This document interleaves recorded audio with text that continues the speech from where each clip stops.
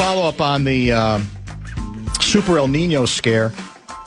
They need to come up with a more terrorizing name for it than Think it's a little friendly? El Nino. Yeah, I mean, don't you think? Because the word super is used so much and overused. Can you compare? Can you combine El Nino with bomb cyclone? Something like that. Probably. That might work. But now apparently, at least one of the U.S. models also is heading towards predicting that possibility. But here's the kicker, okay? The so-called CFS model, I don't know what CFS stands for, do you? No, I'll Google it. Hold on, let me find it. The Climate Forecast System, CFS, is now forecasting a 63% chance of a Super El Nino. Now, again, that's a healthy chance, but isn't that a little better than 50-50? Even I can do that math. Yeah. Which still would say, when you scream about it the way it's being screamed about, it almost presents as that, well, this is just assume it. It's a fait accompli. It's 50-50. It's going to happen. I don't know. And maybe we can prepare for it. As somebody said, though, we do know there's a lot of different models out there. Many of you might be, or some of you might be familiar with the Apple Valley model. If the forecast for your city calls for 6 inches of snow, expect 22 inches in Apple Valley. John in Cottage Grove. You got to pay attention to the Apple Valley model. You always do. If you can only get one model. Yeah, I'm with you. Make sure it's the Apple Valley model. I'm with you 100%. There's no question about that. Hour 2, bumper to bumper. Inbox will be opening at about 4:30. Still time to email Guardsy, JG@KFAN.com. We've got room. Do we? We're starting to get a lot of good walk-offs that you can't really sustain. Oh, I see. Yeah, I see what you're saying. Could we do an entire show of just walk-offs? Maybe. No, that's pretty hard to do. It depends. It's hard to plan for, but there's been times where we've had like 9 walk-offs, which defeats the purpose of a walk-off, but they're so good. Yeah. Did you see what happened to Tyler Kolek of the New York Knickerbockers? Yes. The video's pretty good. How about the videos of that parade just in general? Like the subway scenes? Oh, my God. And you can't get out of the subway station? You know what that indicates to me, I think, or confirms?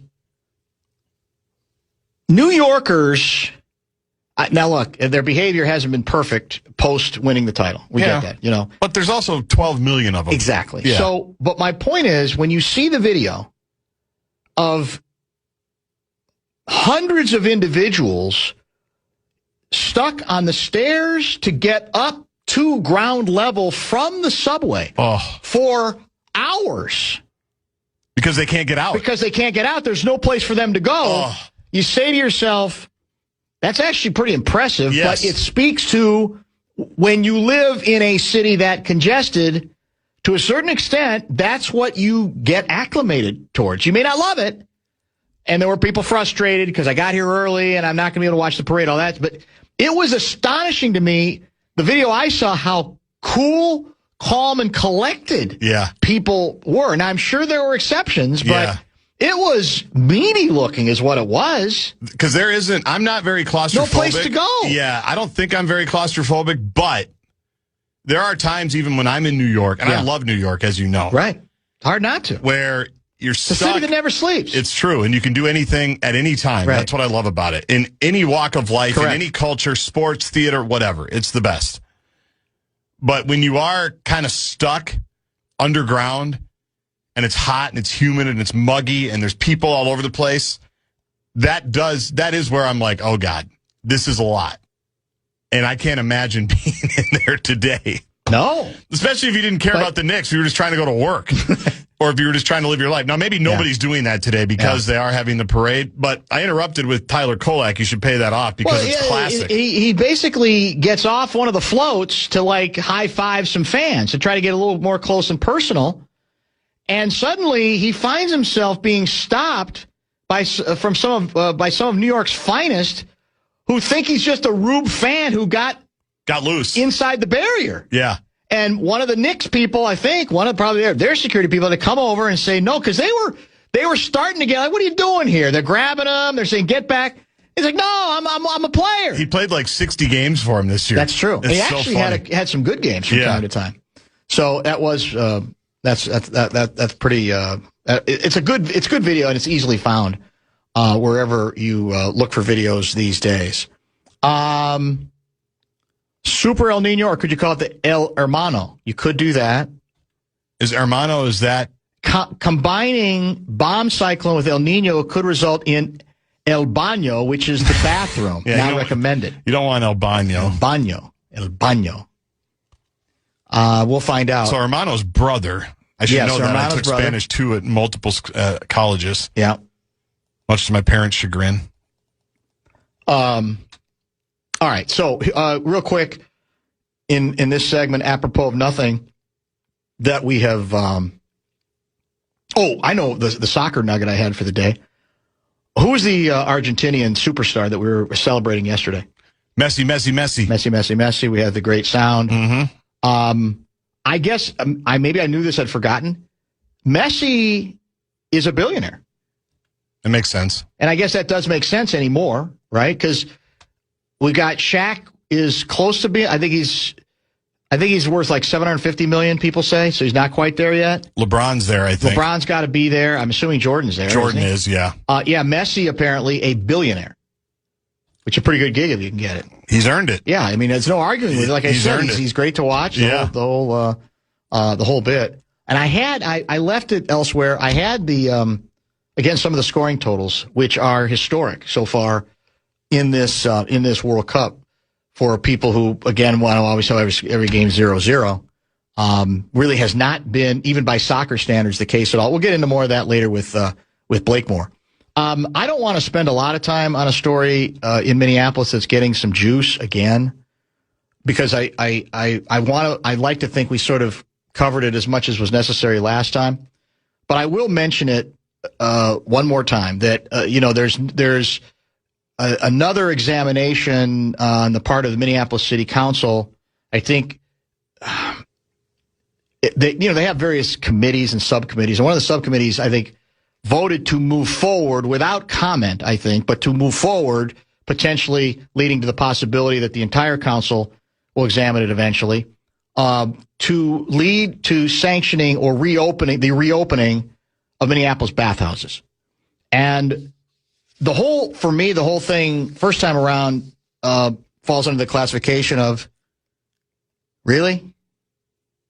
You're wondering why the city council often comes off as performative and not particularly always taken seriously the way it would like to be? But the pushback is continuing. That is sad. And it's let me put it this way. It's a strategy. It is easy to dismiss any disagreement about the need for the city to go back down this road in 2026. Not 1966, not even 1986, but in 2026. It is easy and convenient to attempt to push back any disagreement on this issue by simply saying, it's homophobic. What are you afraid of? What is this, in effect, really a statement on you having some difficulty with a lifestyle you don't lead? And I'll say, again, congratulations, because it's the easy way to attempt to shut people up. But it's also desperate. And it's also ridiculous. I have no doubt that some of the people who, if they're examining this issue at all, would be doing so and pushing back on it because they are homophobic. I alert the media, Lindbergh baby, that's not news there. I'm sure those individuals exist. But to pretend, to suggest that that's the only reason you could say, why are we messing with this? Why is this a priority? It makes really no sense on a number of bases to waste any time on this subject. To pretend that that's not a defensible position almost tells me that you can't defend it very well. Because that's basically what you're hearing. Well, yeah, of course you're, well, what are you bothered about? What do you care? And I think for a lot of people, who try to view themselves as fairly sophisticated on this issue and in a live and let live sense, not really caring how other people want to love each other. They'd say, we don't, heterosexual, homosexual, we just don't need the state or the city to get involved in this anymore. It's not necessary. It's not an area that should, and again, it's not like the city would be running the bathhouses. It's a sanctioning process, right? I get all that. You say, you know, we don't, a city doesn't need to go down that road. And again, what's being used to fire back is go back and read what a number of gay individuals, the harassment that they had to put up with back in the day when some of these bathhouses were popular and some of the ways in which they were discriminated against and some of the stories about the way the Minneapolis police handled these stories. I don't doubt that all that is true, or certainly much of it. But it's 2026 in one of the most liberal cities in America, one of the most, I think, progressive cities in America for individuals who are gay. So the history's sad, it's unfortunate, but that has nothing to do with that. I don't think this is a town that's viewed. In fact, I know it's a town that's not viewed as it being a day-to-day truly challenging place for gay individuals. In fact, that we pride ourselves on the fact that we don't care. Live your life. Shouldn't be harassed. And none of that changes when individuals are harassed. But to suggest that somehow you're being discriminated against or harassed if the city won't do its due diligence and open the door to these bathhouses and the possibility of anonymous sex in these public places, to me is insulting. It makes no sense. Again, whether you're talking about gay, heterosexual, whatever the case may be. But read what you can on this and from people who are in favor of it, and they'll say, we have to right this wrong. Why is it the obligation of the city of Minneapolis in 2026 to get involved in this in a town, as I said again, that prides itself on being as progressive as it is? I don't care how clear in some of these bathhouses, well, this is an area where everybody can go and kind of know there's not going to be any of that stuff going on. And then there's these other areas where there might be that kind of, why? You'll never get me to understand it, but I will say again, be prepared if you want to argue about it, that you'll immediately be dismissed as somebody who must be afraid, that there has to be some kind of fear attached to it. Because in 2026 in Minneapolis, I think we have tried to nurture the notion that all in public places, people are welcome, regardless, gay, straight, whatever the case may be, or whatever terms you want to use. What that has to do with, hey, we need you know what this has to do with, in my opinion? It's the box checking thing. There's some other progressive cities where bathhouses have been reopened. Let's see. What do they have that we don't? Because we're performing. We've got to perform. We got to keep up with the Joneses when it comes to being progressive. What boxes don't we check that they've rechecked? Bathhouses. And so someone decides that's the box that has going to be checked, or without doing it, that somehow we are discriminating against individuals who are gay. No, I think you can be pretty consistent with it and say, I just don't think we need to nurture the notion that the city needs to get involved in places in which, wink, wink, whatever, there's knowledge that there is a bunch of anonymous sex going on in these public locations. We just don't need to be in that area. Let people figure out what they want to do on their own. Is that controversial? I don't know. I just don't think it should be. But as I said, we're hearing it again. We're hearing about history, which is embarrassing in some cases and inexcusable in some cases. But that can't be the reason, I don't think, in 2026 to say, let's open the doors. Hell yes. Bathhouse on every corner. Why not? Why shouldn't we? What do you care? Well, there's public health concerns that we are constantly talked to about by some of these same individuals on the progressive side, and suddenly there's no concern about that. What individuals might walk into who might want to get a steam, innocently enough. Why? Let people figure out what they want to do on their own. The states stay out of it. The cities stay out of it. It shouldn't be that difficult at all.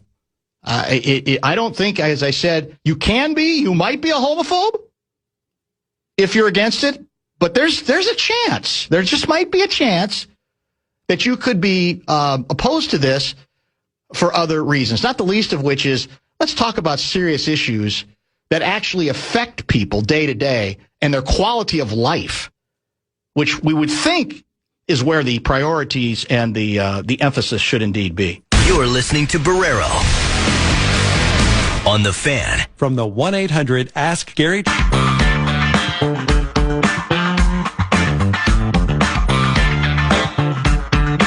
right, a quickie heading into the bottom of the hour, and then we'll open Dr. Dan's inbox today. Soccer talk coming up in the 5 o'clock hour. Blake Moore will be taking over for Garzi at that point, and then Tim Collishaw is going to join us at 5:30. I cannot remember if Timmy is a soccer guy or not, but we might indeed find out. Let me get to this one. Does this fall into the classification of just to get me going? This is from 612 guy. Why do we need bathhouses? Is that what the Twin Cities really need? You are so ultra-liberal, old man. Wasn't I arguing the opposite, or is that just to get me going, do you think? Oh, it's a great question. It's always hard to tell. Yeah, it's hard on the to text know. line. Yeah, it's always difficult to tell. Because it would be great irony. It'd be a good cheap shot, but I think they just misheard. Inclusivity, in my opinion, does not mean obligation to create these spaces sanctioned by a city. Sorry. Inclusivity just means individuals should be able to go wherever they want, wherever they want, in public places that are shared and not feel discriminated against in terms of doing all of the things that I think most people associate, gay or otherwise, with in public places, right? Shopping, restaurants, going to see concerts, whatever the case may be, housing, etc. That's the obligation. The idea that we got to right the wrong from 40 years ago. Righting the wrong is, like I said, just making sure that discrimination that takes place is called out, is dealt with, and making sure that all places are basically there for everybody. Any kind of a makeup call here at this late date that opens the door to whatever activity that you're talking about here. There are days, and again, I'm viewed as Dantifa, right? And yet there are days where I feel like I'm in the middle of the Twilight Zone, that we go down these rabbit holes, again, in the name of we're going to guilt you if you don't come with us. We're not even going to give you the chance. This has already happened to a couple of city council members. We talked about it, who pushed back a little bit. Homophobic language being used. Be careful. Be very careful here. It's no wonder why this city council is difficult at times to take seriously. And by the way, that's true even, I think, of some lefties. We're going, what? What exactly are we doing here? Can't read that one, so I'm not going to. Yeah, somebody got it. Another 612 guy said, yeah, you were arguing the opposite. Just want to be confirmed that if there was any equivocation in what exactly I was saying. I thought that was very, very clear, but maybe he just got to maybe it was just, it's possible sometimes you're just trying to get me going. We don't have any other really good Super El Nino names yet, because Super El Nino doesn't trip off the tongue. Because it's a bigger than normal El Nino there's a 63% chance it's coming. 63%. Yeah. Not 100%, not 90, not 80, not 70, but slightly better than average percentage, which I'd say, okay, let's pay attention. Let's keep an eye on it. Respect the Super El Nino. But don't fear it. Yeah. Although I guess they can be fearful depending on, worst case, where you live. And then we can get there to that point, too. But I think we need a name that does a better job of laying out the fearsomeness of it. Because the word super is so overused, right? I'm not even sure if it has much meaning. The Magic Cable Box, lawyer Tom writes, has been directly traced to Russian mining bots. Or I should say Russian mining bots, stolen identities, emptying bank accounts, and worse, stealing email addresses, links, etc., faking child pornography trafficking over the stolen web email addresses and other criminal activity, then blackmail. Goodness. Hostage taking of computers and bank accounts. My IT cybersecurity people through my work say I wouldn't have one of those if I was paid hundreds of thousands of dollars to use it, maybe in millions. Because a couple people are firing back and saying the box is fine. It's the app is where the problem is. Okay. But if you have to use the app for the box, is that a distinction without a difference? I guess I'm confused. Yeah. I have no idea. I don't either. Again, it's a free country. You can take your shots, right? And decide which direction you want to go on that. But there it is. And this comes up every time we hear. People always have some other box, way to where you can get everything for $8. Yeah. And maybe some all of your them credit do it card for 20 info. years. Right. And have no problem. Because I guess it's not automatic that your identity is going to be stolen or your credit card is going to be stolen. But you're kind of playing a lottery game, right? Or you're playing a little bit of your Russian roulette, one might say, in a no pun intended. No pun intended. Because they might be coming for you. How about mucho El Nino? El Nino mucho. El Nino mucho. It's not bad. El Nino mucho. I That's think is more how than you want just to El say Nino. it. Yeah. El Nino mucho. It's not bad. And if it's just like an underwhelming El Nino, you could change it to El Nino más o menos. That's the one thing I remember from Spanish. That's all it is. That's all it is. Huh? That's always my second, Spanish immersion, right? Sure. Oh, you're in Spanish immersion? Okay. Como se dice? Me gusta Justiniano. They'll ask me a question. Más o menos. Is this the longest start to the show without a single guest? In history, no. No. We've done Talker Tuesdays. We do. It's a Talker Tuesday on a Thursday, but it's certainly it's rare for us not to have a guest by now. And by the way, we're not going to have our first guest till 5:30 tonight, Tim Collishaw. But we are going to get the inbox opened. Yeah, that's Guardsy's job, and he's culling through your letters yet again. It sounds like he's got a lot of good walk-offs, which means if you want to maybe submit a late entry, you might have a shot. Just email Guardsy, jg at KFAN.com. You're listening.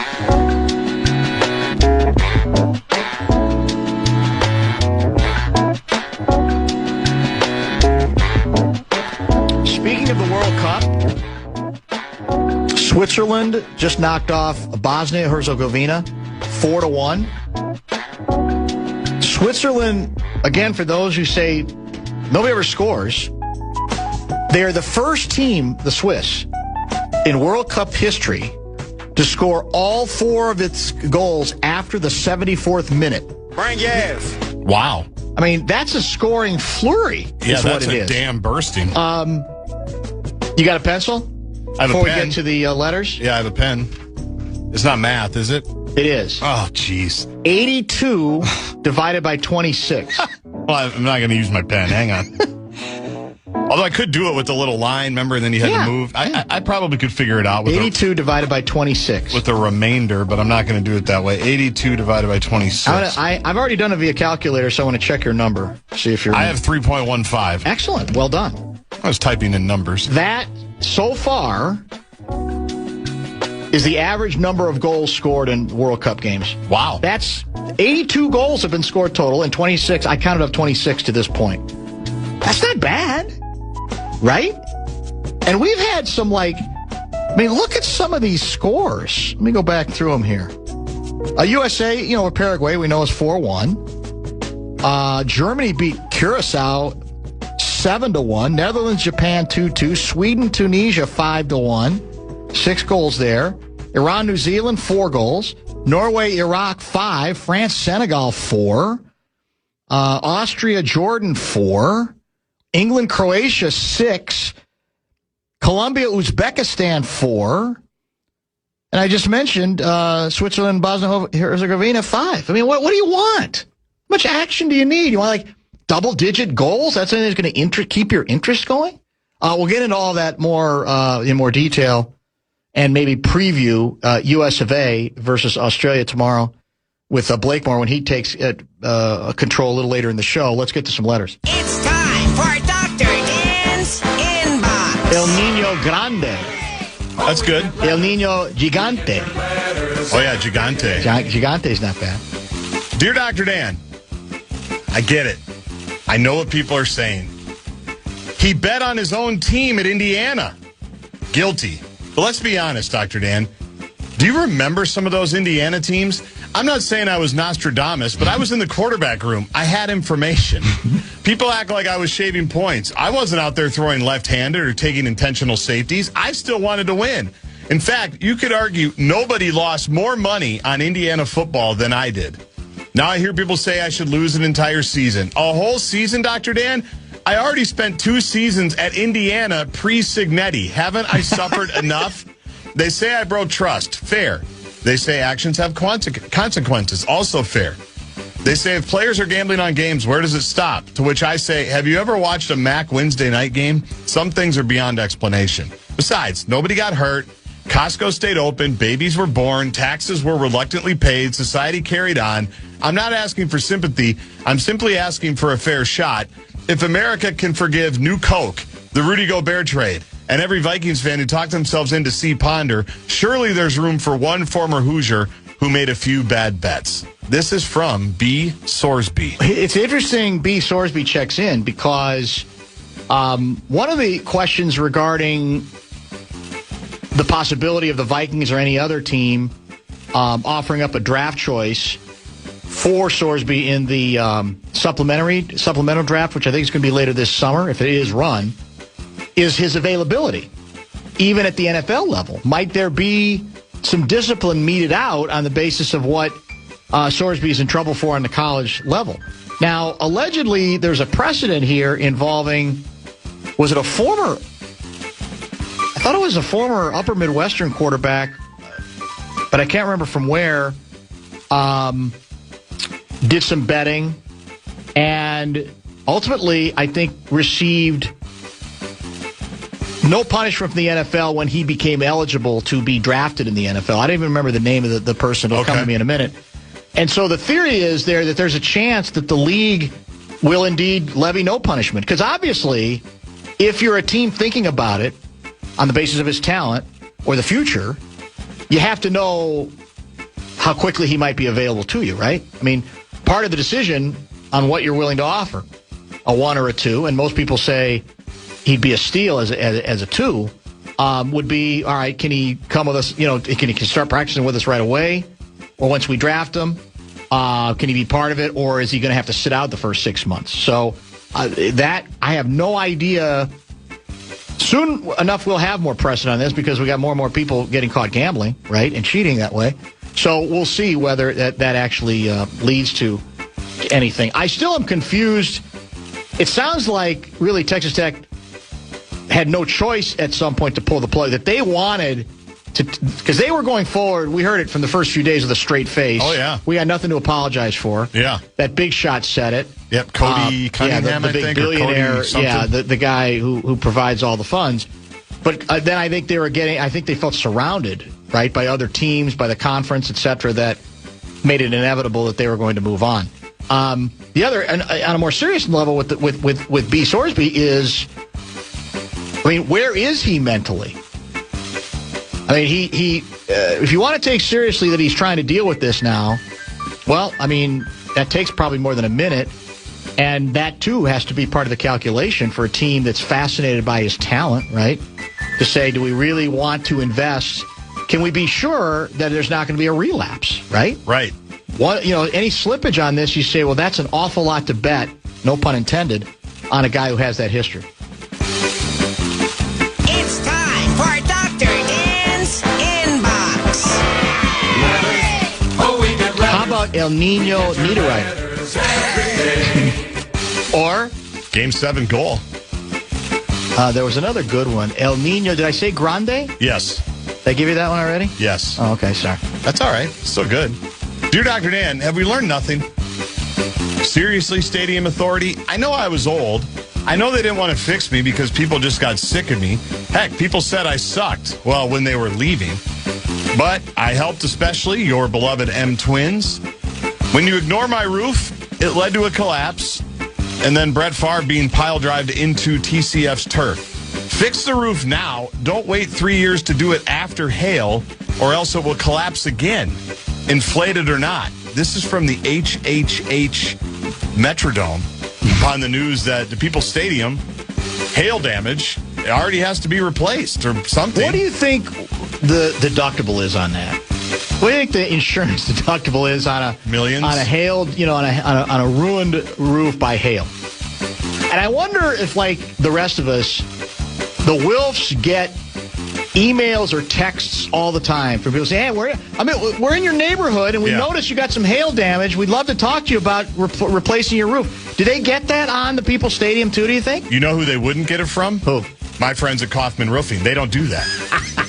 They rise above They that. don't door knock. No, they don't chase down storms. Right. The Wilfs should have called them. Yeah. They probably could have fixed it a long time ago. It's usually the cliche is, I think, accurate in this case, that a lot of times it's shysters from the South. I can still remember to this day the first duplex or half of a duplex I owned. We had some roof issues. This was in Minneapolis, and so the hard part about a duplex potentially is you kind of have to come to agreement with the other guy on what you're going to pay for the roof. And so I left it up to him, and he did the old, I found a guy. He'll do it for $9. And I said, okay. I said, all right. I'll go along with it because you built this place, and then I bought the other half, so whatever. But sure enough, within like 3 months, we both had water coming in, and he couldn't find the guy. Why couldn't he find the guy? Because he had gone back to Tulsa, Oklahoma. Well, they come up here from the South. They do. Carpetbaggers. They come up here. They steal our money if we're naive about it. And then the beauty of it is they don't care because they're gone. How do you get your retribution? That's tough. If they're back in San Antonio Davie by the time the water starts flooding into your house.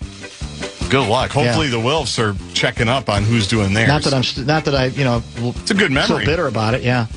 It's time for you know how badly I wanted to say I told you so, man? I told you so. That's too good a deal. Every other deal was an extra, I don't know what it might have been, $800 or whatever.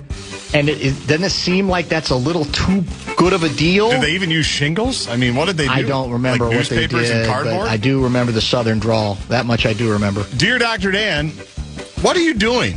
Are you nuts? A day like today, you're doing your show inside.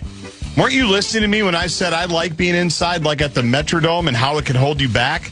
All I do now is go out to get coffee and travel the country to do meet and greets with all my fans. But hey, here's a fact. It's sunny and 70 degrees out on the lake right now. Think about it. Jay Gard is going to be in a three-piece suit. You could have tried to work one of the staff members for a free hoodie. Did Jay Gard give you a fiction forecast earlier in the week coming out of a break, or were you worried my ex-wife was going to show up? Why aren't you going to Maynard's with Gardsey in an hour? This from G. Mason. G. Mason, yeah. G. Mason. That's I love the very line where you worried my ex-wife was going to show up. You've been incredibly clever today. You've worked bits into like 3 commercials that you endorse. I mean, that's pretty good. I think that might be a record. I hope there won't be a 4th, but yeah, I think this is the 3rd one. You have found to finagle your way in. Well, maybe G. Mason will be there. Who's to say? He could be. You just talked to him. Did you mention to him this was coming up? Maybe he'll stop by and see you. No, I didn't. Oh. Because maybe that was my fear. Right. That could, yeah. Maybe that, if I told him, he might have shown up. That might be your fear. That's a very, very good point. Let's see if this is... It's a beautiful day for outdoors. There's no question. Humidity, dew point is the kind of dew point Dr. Dan loves. Very dry, nice sun, very pleasant temperatures. I need to find one that doesn't include one of my plugs. That's from DraftKings. I'm not going to do that. Okay. Xfinity, we don't need that one. So you now are up to 5. MSP Airport, they're That's good. 6. Yeah, they're good. We're good. Let's just do this one. Right. This is a quick one. This could be a walk-up, but it's also good. Dr. Dan's Inbox. Oh, we get letters. We get your letters every day. Dear Dr. Dan, has O. Miles paid her respects to those that came before her? This is from C. Clark. It's a throwback. Those never get old. She's been pretty deferential. I think she has, actually. She talks a lot about She's the vets. certainly been very deferential about the players on this team. Yes. And she's gone the aw shucks route regarding MVP talk. Just means I got a lot of good players around me. These guys make it easy. So far she is saying pretty much all the right things. Speaking of endorsements, does she have like a glasses or goggles deal yet? She's got to get one because that's become part of the signature, right? That's part of how she stands out above and beyond playing like an all-pro player. A very distinctive look. You have to, you got to find a way. They've got to find a way to make dough off of that, don't they? Or she has to, for sure. If she's doing it right. Yeah. Yeah, if she's doing it right. All right, hang on. By the way, do we know whether, a couple people have asked this question, whether the hail, do we know it's hail on the roof or could it be bird damage? They're claiming hail, which is convenient. That's very convenient. Yeah. I'm guessing the insurance doesn't cover birds. Yeah. Not when they could have put the different glass in, remember, but they refused to. I thought they did eventually. I thought they caved on that. They used some 3M film, remember? That was the compromise? Yeah. If I remember right. It's a long time ago now. That was. It's time for Dr. Dan's Inbox. Oh, we get letters. We get your letters every day. Hang on. I don't like that one after all. Dear Dr. Dan, I woke up today thinking my son had finally hit his stride in the MLB. Super El Nino is the perfect nickname for him. I searched the highlights on MLB Network and nothing. Come to find out, this kerfuffle is about some sort of weather phenomenon that we probably won't even get. Sincerely, Big Poppy D. Ortiz, whose kid's actually a ball player. Oh, is that right? Yeah, Red Sox minor league system. I had no idea. I didn't either until I read that letter a few minutes ago. How about El Nino Pro Max? You lose a little in the translation there. Read that one again to me. That's from hang on. B. Poppy. I woke up today thinking my son had finally hit his stride in the MLB. Super El Nino is the perfect nickname for him. I searched the highlights, nothing. Come to find out, it's all about some weather phenomenon that we probably won't even get. Man. Well, it does seem like a waste of a good nickname, potentially. You're right about that. And it shows you how long some of us have been around where, kids of people that we covered or knew or even grandkids are becoming factors at either a high school or college or even, dare I say, a professional level. That's amazing. What if Poppy's son eventually comes to the Twins and helps them win a world championship? Are you saying, would that be enough to make people forget the pain of not taking full advantage of what the father was able to do as a major leaguer? I'm just saying that would be life full circle. That would be circle of life. That would be like an all-time kind of a story, right? But chances are we wouldn't be able to afford him for long, and he'd end up going someplace else anyway. It's time for Dr. Dan's Inbox. Oh, we get letters. We get your letters every day. Dear Dr. Dan, if I ever thought I was on D. Trump's blacklist, I don't need to wonder any longer. Despite my well-documented bar-fighting prowess, I was not invited to the recent White House UFC event. Dr. Dan, whenever I'm drinking at a bar, the women all stare at me in a very seductive, engaging manner. But men, especially the rugged ones, don't even bother to stare or look directly at me out of fear for setting me off. Dr. Dan, has my reputation altered D. Trump's opinion of me? Don't you think I, as a very highly respected reporter, deserve to be invited to such an event? This will be 2 letters from P. Kessler. God, this is almost eerie that this was the moment you decided to use your P. Kessler one. Because as you were reading that one, I got distracted by classic fake sincerity from P. Kessler. Oh, boy. Via X. Have you seen this? No. I was focused on the segment. Somebody whose Twitter handle is the Med City Honker. Oh, yeah. Writes to Kessler. I met him. Nice guy. Have you? Oh, yeah. I am cordially inviting you down to the Med City on Tuesday night, June 23rd, as the Aurora travel down 52 to take on Rochester. You can sit with me in my G11. I might even have a stadium chair you can sit on. You can prove Dan Barreiro wrong. Here's the Kessler fake sincerity answer. You are very kind and thank you. I'm not able to attend. How classic fake insincerity is that? Or fake sincerity, I guess I should say. Yeah. It's just classic. Oh, you're so kind. Oh, I'm losing myself in your eyes, but hell no, I'm not going. Kidding me? Not going to go. Speaking of Kessler and bar fights, Yeah. I texted Kessler another screenshot of another walk-off that we'll read here maybe in a minute, and he is watching soccer at a bar right now. It's good being Pat Kessler. It's good being Pete Kessler in retirement. Do we know he's doing that? Well, I know he's at a bar drinking. This is at like 3:30. I question whether he's watching soccer. He wants people to think that's what he's doing because, Kessie gets it. He's part of it. He's part of the cosmic community. My guess is he's just drinking, and they probably got like, I don't know, what's a bad daytime TV show that's on these days? Whatever it is, I have a feeling he's not even watching it. He's just drinking, which is not illegal. No, go ahead. He's not watching. That's what retirement's for. He's not watching at all. It's time for Dr. Dan's Inbox. Oh, we get letters. We get your letters every day. Dear Dr. Dan, I'm serious. I play for the New York Knicks. For real. This isn't a bit. Why don't people ever believe me?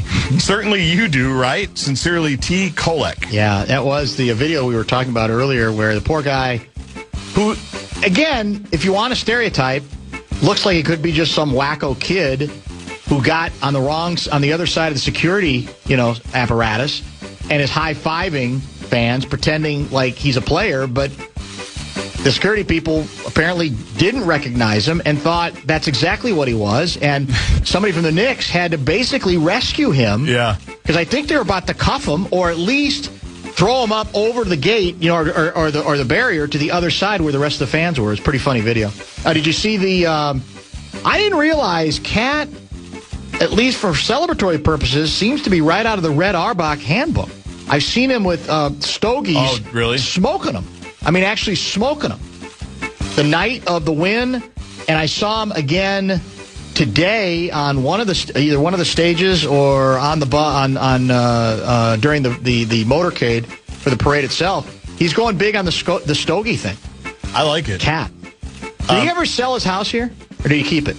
I think we talked about it. It was up for sale. Yeah, Do we know if it ever got sold? I don't know if it's sold or not. Yeah. I did like how ESPN today ran local New York coverage of the parade. I don't know if you caught that or not. I did, yeah. I thought it was cool. Yeah. It's a nice touch. It's New York. They're not going to do that for Minnesota. No, they're not. When we That's why I'm win it. surprised you're being that worldly about it, because there's no chance they would do it for But Minnesota. I like this team. Yeah. Well, it's hard not to like the team. I like the team. I agree with that. Dear Dr. Dan, I think the proper nomenclature you're searching for to describe that particular weather phenomenon is El Nino Supremo. But I'm worried that could present confusion to El Whalen as part of the order that caused intestinal distress in one of my fine restaurants. This is from T. Bell. Oh, that's pretty good. Yeah, that's a callback to last time El Whalen was on. She made a late night Taco Bell run, Midnight right? Taco Bell after a game. And it apparently didn't agree with her, one could say. And who can't relate to that? What more humanizes, as we said, a superstar athlete than the fact that she might be plagued with the same intestinal challenges that the rest of us do? And here's the one I sent to Kessler. Dear Dr. Dan, did I leave my Lululemon bag with my tidy whities at the station yesterday? I have no more underwear. Thanks for looking, P. Kessler. Is there anyone else in America in 2026 that refers to their underwear as tidy whities? In all seriousness, there's no one. Every time he talks, you're right. He talks underwear. That's what he calls it. You're right. Tidy whities. I have no idea. I didn't even know what that expression comes from. I mean, that's what they were called. Is that what they were called back in the day? I don't remember them ever being called that by other than like 9 people, and he's one of them. He's one of them. And he hasn't stopped. He never will. I wonder if he's got his lemon bag with him now while he's boozing it up, pretending to watch World Cup action. With his Patagonia jacket over his Tommy Bahama shirt. Yeah. No, he is very much a trend and He's a label. long way from He's the farm. He's a label guy. There's no question about that. He's a long way from the farm. That's very true, Davey. Top 5? Let's do it. Top 5. Are you going to apologize to the Twins yet? Or how many more victories will it take for you to do it? Let's get to 500. We'll bring him up. Get back to me? Okay. We'll bring him up, but it's not our fault that Olivia Miles has taken over the town and maybe the country. Do we have the Spanish call on one of her drives to the basket last night against the Sparks? I'm having enough trouble getting the Victory Plus call of it, so don't ask me to get Telemundo. All right, we'll do a quick top 5 at 5, and then Blakemore taking over. Plenty of World Cup and more in the final 90 minutes. This is Bumper to Bumper with Dan Barreiro on the Fan. From the 1-800